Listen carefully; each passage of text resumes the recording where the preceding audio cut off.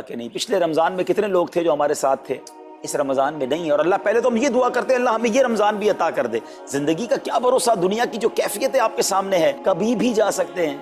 تو پھر اس رمضان کو تو سمجھ لیں بس ایک موقع بنا دیں، لائف چینجنگ ایکسپیرینس بنا دیں. بس اس میں عبادت کرنی ہے، اس میں خوب سجدے کرنے ہیں، اس میں روزے رکھنے ہیں، اس میں تراویح پڑھنی ہے، اس میں گناہ نہیں کرنے ہیں.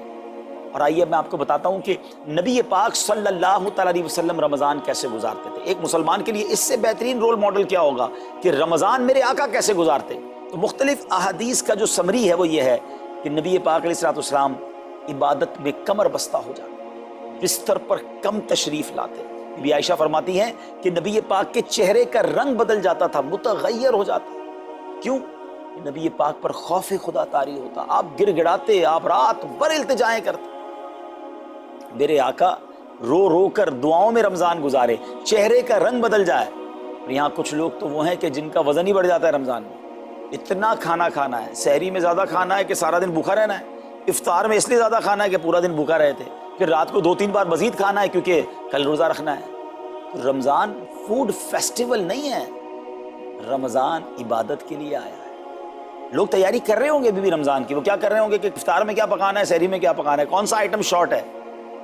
نہیں میرے میٹھے اسلام، یہ جو بھوک کا احساس ہے نا روزے میں، اس کی حکمت علماء نے بیان کی ہے کہ بھوک غربت کا احساس دلاتی ہے، فقیری کا احساس دلاتی ہے، بندے کا غرور تکبر بیٹھ جاتا ہے. کتنے نقاہت میں آ جاتے ہیں ہم، ہمت ہی نہیں ہوتی کوئی کام کرنے کی.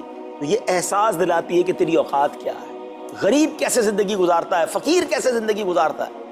لیکن کچھ لوگ وہ ہیں جن کو بھوک ہی نہیں لگتی کیونکہ وہ اتنا کھا لیتے ہیں یا پھر سوتے ہی رہتے ہیں. روزے کی حکمت یہ نہیں ہے. نبی پاک آنسو بہاتے تھے، آقا کا چہرے کا رنگ بدل جاتا.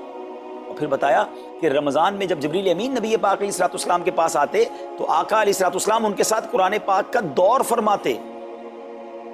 اور پھر ایک اور نبی پاک کا خوبصورت انداز کہ پیارے آقا ویسے تو سب سے بڑھ کر سخی ہیں، مگر جب رمضان آتا تو نبی پاک کا دریائے سخاوت ایسے بہتا تھا جیسے تیز آندھی، بلکہ اس سے بھی زیادہ. اللہ، یہ 3-4 چیزیں آپ نے اور میں نے پکڑ لینی ہے. آقا علیہ السلام کے پیچھے پیچھے جانا نا جنت میں. ہم نے بھی یہ کام کرا. یہ راتیں مانگنے کی راتیں، التجا کرنے کی راتیں، سجدے کرنے کی راتیں. ہمیں تہجد بھی پڑھنی ہے، ہمیں انشاءاللہ نوافل بھی پڑھنے ہیں. اور کم از کم قرآن ایک بار تو پورا انڈرسٹینڈ تو کریں نا. تلاوت، ترجمہ، تفسیر کب کریں گے؟ بڑی بڑی ڈگریاں ہیں، بڑے بڑے پاسپورٹ اور جناب بہت سارا سرمایہ ہے، مگر ایک بار بھی قرآن پورا ترجمے اور تفسیر سے نہیں پڑھا ہوگا. بہت سارے لوگ ایسے ہیں. ذرا سوچئے نا. اچھا یہ مہینہ نزول قرآن کا مہینہ ہے، رمضان اور قرآن کو جو خاص نسبت حاصل ہے نا، تو اس مہینے میں قرآن کو پکڑ لیں.